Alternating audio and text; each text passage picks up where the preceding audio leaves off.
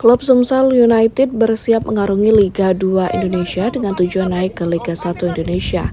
Di bawah asuhan Neil Maizar, sebanyak 70% pemain sudah menggeber latihan di Stadion Atletik CSC Palembang. Pelatih Sumsel United Neil Maizar mengungkapkan latihan perdana dimulai melihat kebugaran terlebih dahulu skuad yang sudah terkumpul. Terdapat beberapa talenta Sumsel bergabung seperti Hapti Ibrahim, Zakaria dan Panggi. Coach Neil juga membawa gerbong PSMS Medan seperti Rahmat Hidayat dan Irwan Topajo. Dirinya masih menunggu pemain yang masih menjalani medical check-up. Sementara itu Presiden Sumsel United optimis tim ini mampu bersaing meski masih dibiayai dana pribadi alias belum ada sponsor. Di sisi lain, manajer Sumsel United Samsudin Ishak Surya Menggala siap memberikan kejutan pemain asing yang ideal. Pemain yang hadir itu udah sekitar 70%. Cuma memang kita di minggu ini masih adaptasi training, ya. Ada pemain yang datang, NGU, nanti tes kondisi fisik, tes kondisi tes kesehatan. Setelah semuanya real dan proses tes kesehatan, baru kita bentuk dalam suatu keputusan dengan manajemen, termasuk manajer saya, direktur, kalau oke baru kita sampai. Jadi sekitar 70% baik.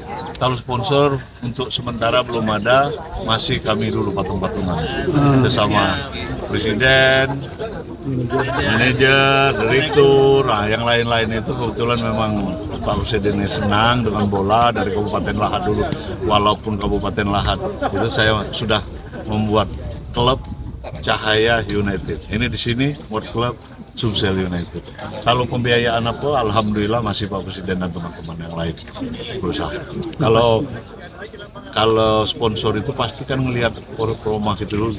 Kalau memang pemain kita nih, pemainnya mantap, hebat dan ada kan ke depannya untuk itu ke Liga 1, ya baru sponsor itu berdatangan. Alhamdulillah pemain asing kita sudah deal, jadi nanti tinggal mengurus surat perizinan dan administrasi.